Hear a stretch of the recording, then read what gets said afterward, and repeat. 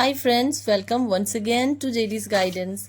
Friends, in the last video I explained you the concept of accounting equation, where we have seen 2-3 ways by which I can represent accounting equation.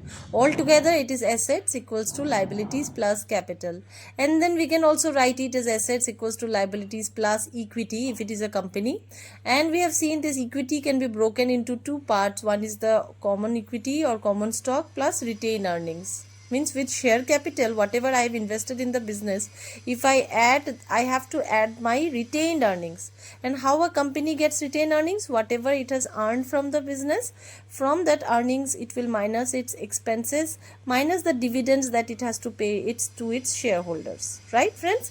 So we will now start a practical problem in this class, and you can see that I have got 1 2 3 4 5 transactions, and with the help of these 5 transactions I am going to show you how accounting equation we have to make the entry. So first one is 1st January 2025. You can see on 1st January 2025 started business with cash rupees 1 lakh.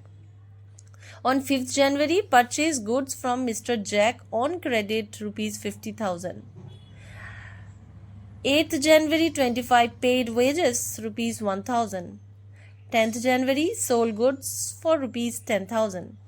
15th January received interest of rupees 1200. So let's try with one sum only, where there are 5 transactions, and I will show you how we have to enter in a accounting equation. So friends, our accounting equation is assets is equals to what?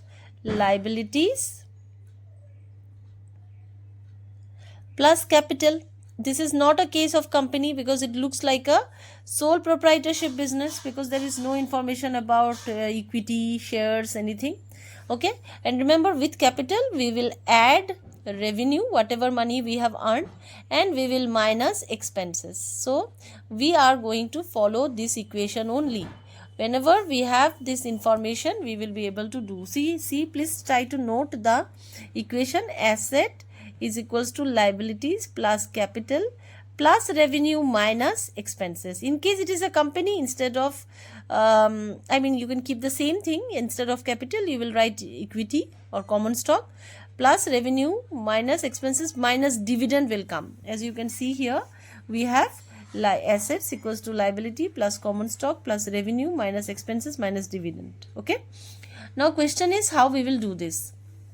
Don't get confused and tensed because this is the first sum. Let's do it very carefully and let's try to understand every bit of information. Started business with cash rupees 1000. That means this person started the business on 1st January with rupees 1000. So I will write the date 1st January 25. Now whenever I start the business is getting what? The business is getting cash. Okay, business is separate than its owner. Let's consider what happened in the business. In the business received cash because he started the business, so business received cash. So obviously, I'm sorry, I will put the date a little below, so I will leave one more space here. So 2 lines I will keep. So since cash is coming to the business, so cash is an asset for the business, right? I have this much cash in the business, so it is my asset. My means the business asset. So name of the asset is cash. How much cash is coming to the business? 1 lakh. Okay. Now since cash of rupees 1 lakh has come to the business, and I said in equation I have to get 2 effect. So it's not a liability, but it is of course a capital, because started business with cash rupees 1 lakh is a capital, because anything which is required to start a business is known as capital. So I will put this 1 lakh in the capital side. So this transaction is over. So you can see the left hand side asset is equals to the right hand side 1 lakh. So the accounting equation is tallied. So what you can do is that after every equation you can total. Every equation you can total. So you can write total. Total is rupees 1 lakh. It's better that you use the scale to be perfect. 1 lakh. Done. Let's go to the next day, that is 5th January. 5th January 25. What happened on 5th January? Purchase goods from Mr. Jack on credit. So I purchase goods. So I have to see what has come to the business. When I purchase goods, of course goods has come to the business. So I will write here goods. Goods is an asset, so instead of writing goods, I will write stock. So whenever I get into the business, whenever I received anything from the business, I mean whenever I have purchased anything in the business, so what I am getting is a stock. So you can write it here, or for a better representation you can write here stock, and below you can write how much stock. Goods purchase 50,000, so I'm writing here 50,000. Okay friends, so I brought goods for rupees 50,000. What I'm doing is that cash I wrote below 1 lakh, and again since stock is also my asset, so stock is 50,000. How I got stock? Because when I purchase, the goods are kept in stock. Okay, so it's my asset, but I purchased on credit, so in the liability, I mean in the right hand side, I think it's a liability. Liability means something which the business has to pay. So I write creditors. Creditors are the people to whom I have to pay the money. So creditors rupees 50,000. Are you getting? So that means other things are dotted here, other things are dotted, other things are dotted. This way it will go. So you can see when I purchased 50,000 goods, I wrote it under stock, and I wrote it under liabilities, creditors, because I bought it in credit. So total, you will write here total, you can do for totaling. So you have cash rupees 1 lakh, you have stock rupees 50,000, you have creditors rupees 50,000, and you have capital rupees 1 lakh. So your equation is tallied. Now comes the next, that is paid wages on 8th January. So let's write 8th January 25. What happened? You have paid wages. So let's see, if you have paid wages, of course it is an expenses, right? So I can write wages. And how much we have paid wages? 1,000. So I will write here 1,000. Okay.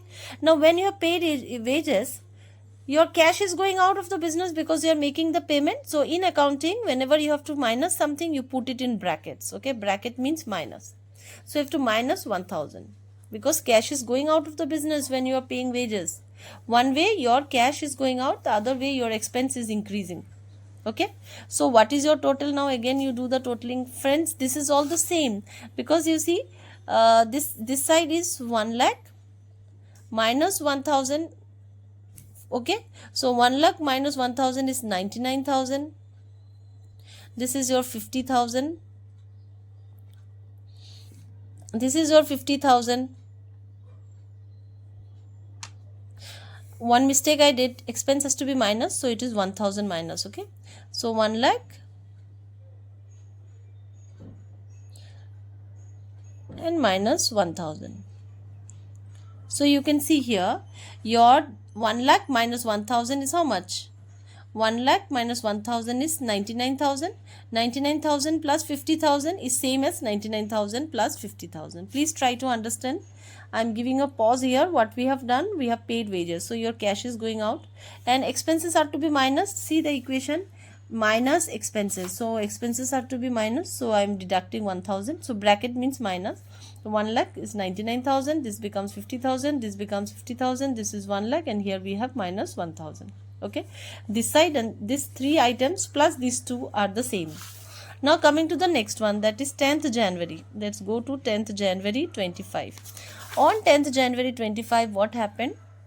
Sold goods rupees 10,000. So when you are selling goods, your stock is reducing, because some goods you purchased, so it was kept in stock 50,000. Now the goods are sold, so I will minus from here. So minus here 10,000.